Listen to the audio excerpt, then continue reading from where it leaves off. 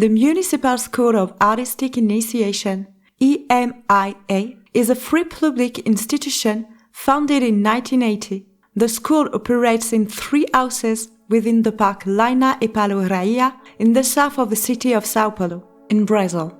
The school works with artistic languages in an integrated way, involving dance, music, theater, and visual arts. The main purpose of EMIA is to ensure children between 5 and 13 years old, initiation into the arts through artistic experiences and creative processes in the artistic languages of visual arts, dance, music, and theater.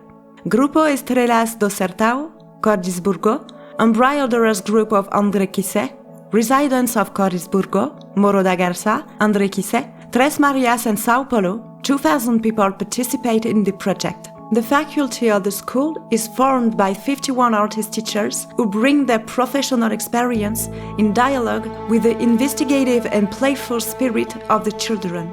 The school currently served 1,050 children enrolled in the regular course. EMIA's artistic pedagogical action starts from a conception of childhood that understands children as competent in what they do, respecting their ways of being, thinking, and creating art. The artistic initiation is built from the integration of the 4 languages through the exchange of knowledge, experimentation, the acquisition of the new repertories, which take place in the meetings between artists and children.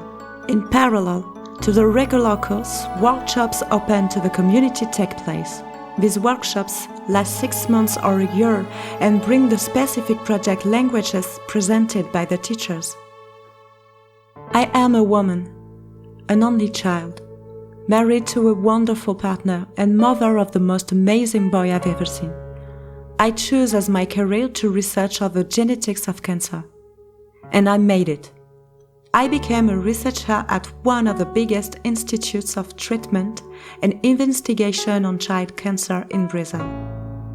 I don't know if I have always been a rational person, or if I became, or if they made me into one. The scientific field has only researched this trait that I always strive to be mine.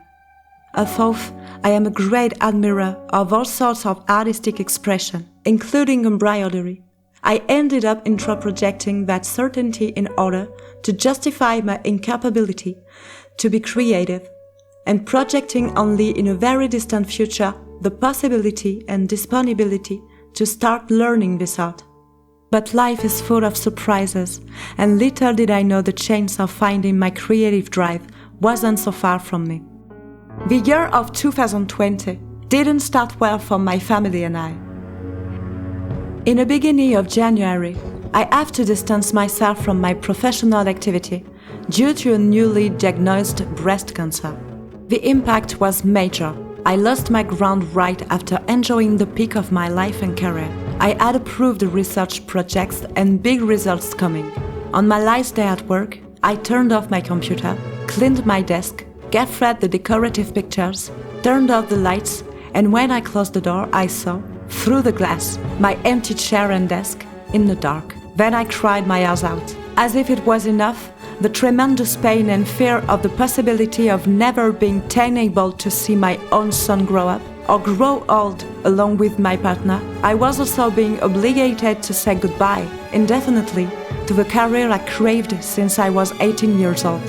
The angst of uncertainty became part of my life. So as the day went by, with a very tight chest and the feeling that everything I loved the most was running through my fingers, I started taking on daily tasks at home, which I usually couldn't due to the nature of my job.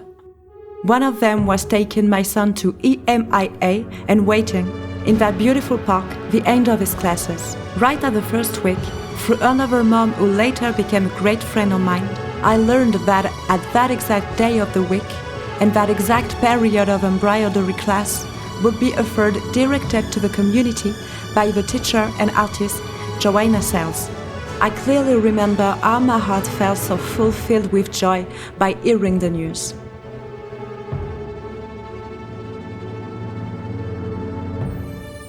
Little by little, the initial discomfort of the online meetings gave space to hope, Every week, we traveled around the world, meeting ancient embroidery ways. In the pandemic and screen isolated us, the internet gave us the unique chance to travel and learn together. To me, however, the first embroideries were still a great challenge.